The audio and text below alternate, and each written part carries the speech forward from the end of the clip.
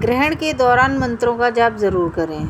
7 सितंबर को याद रखिएगा कि जब भी ग्रहण पड़े तो मंत्रों का जाप ज़रूर करें अपने घर के अंदर, क्योंकि अगर हम अपने घर के अंदर मंत्रों का जाप करते हैं तो उसमें एक सकारात्मक ऊर्जा प्रदान होती है जो ग्रहण की नकारात्मक ऊर्जा को दूर रखने का काम करती है। इसलिए ग्रहण के दौरान अपने घर में मंत्रों का जाप ज़रूर करते रहना चाहिए।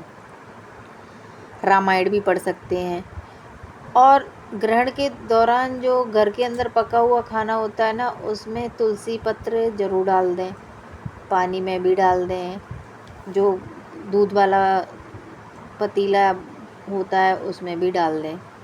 और जो गर्भवती महिलाएं होती हैं उन महिलाओं को इस दौरान सब्जी नहीं काटनी चाहिए। चंद्र ग्रहण के दौरान अगर भोजन ना करो तो वो ज़्यादा अच्छा है, लेकिन अगर आप करना चाहते हो तो कर सकते हो। लेकिन अगर आप पे रह सकते हो तो आप उस दौरान खाना ना खाएं।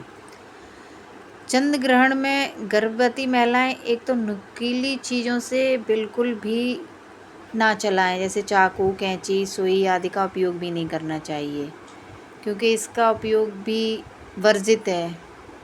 ये काफ़ी पुरानी प्रथा चली आ रही कि गर्भवती महिलाएं चाकू नहीं चलाती हैं, फल नहीं काटती हैं, सब्जियां नहीं काटती हैं।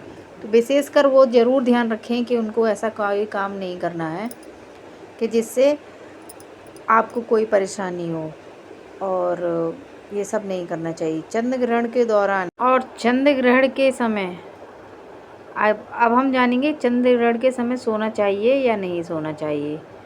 जब भी कोई ग्रहण पड़े तो उस ग्रहण में सोना नहीं चाहिए, क्योंकि जब हम सो जाते हैं तो वो नकारात्मक ऊर्जा अपने चारों ओर अपना ऑरा बना लेती है। इसलिए भूलकर भी ग्रहण वाले दिन ना सोएं जब तक ग्रहण का समय काल चल रहा है। तब तक ग्रहण काल में बिल्कुल ना सोएं, क्योंकि हमारे आसपास जो भी होता है निगेटिव नकारात्मक ऊर्जाएं बहुत सारी घूमने लग जाती है। इसलिए भूलकर भी ग्रहण काल में ना सोएं। और जो तुलसी पत्र खाने में, भोजन में, पके हुए भोजन में या दूध में या पानी में जिसमें भी डालते हैं, तो वो तुलसी पत्र को भी एक दिन पहले ही तोड़कर रख लेना चाहिए। ग्रहण वाले दिन तुलसी माँ को भी नहीं, उनके पत्र को भी नहीं तोड़ना चाहिए, याद रखना। क्योंकि और जो गर्भवती महिलाएं वो भूल कर भी फल को ना काटें, नुकीली चीज़ से जैसे सुई भी ना चलाएं, ये भी नहीं चलाना चाहिए। और ग्रहण की ऊर्जा का जो सकारात्मक और नकारात्मक प्रभाव ज़रूर पड़ता है, इसलिए भूलकर भी हमें चंद्र ग्रहण में नहीं सोना चाहिए।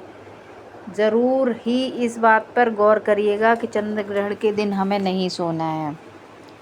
और जो गर्भवती महिलाएं होती हैं, तो जो कुछ बहुत पुरानी एक प्रथा चलती आ रही है कि अगर आप अपने पेट के ऊपर जो लाल रंग का गेरू होता है वो ज़रूर लगा लें, क्योंकि इसको लगाने से ऐसी मान्यता है कि उससे सब सेफ रहता है। इसलिए आपको यह भी करना चाहिए। चंद्र ग्रहण के दिन कुछ ऐसे ही उपाय ज़रूर करें और नकारात्मक ऊर्जा से ज़रूर बचें। इसलिए चंद्र ग्रहण में कभी भी बाहर ना जाएं। बाहर जाने से नकारात्मक ऊर्जा घर के अंदर आती है, तो भूल कर भी ऐसे कोई काम ना करें। और चंद्र ग्रहण के दिन सोना भी नहीं चाहिए। अगर आप सोते हैं तो नकारात्मक ऊर्जा अपने आसपास ज़रूर घूमने लग जाती है, इसलिए भूल कर भी उस दिन ना सोएं। और अगर आप रह सकते हो तो खाना भी ना खाएं, भोजन को भी नहीं खाना चाहिए अगर उस काल में नहीं खाना चाहिए खाना, क्योंकि वो जो खाना हम खाएंगे तो वो निगेटिव नकारात्मक ऊर्जा ही हमें प्रदान करेगा, वो बिल्कुल भी नहीं खाना चाहिए। इसलिए चंद्र ग्रहण के दौरान हमें कुछ खाना भी नहीं चाहिए। सूतक काल तो पहले ही शुरू हो जाता है। कुछ लोग जो पुराने लोग थे वो तो सूतक काल से जैसे ही लगता था तो उसमें भी नहीं खाना खाते थे, वो लोग खाते ही नहीं थे। इसलिए हम इतना कर सकते हैं कि जो ग्रहण का काल है, समय काल है, उसमें हम ना खाएं।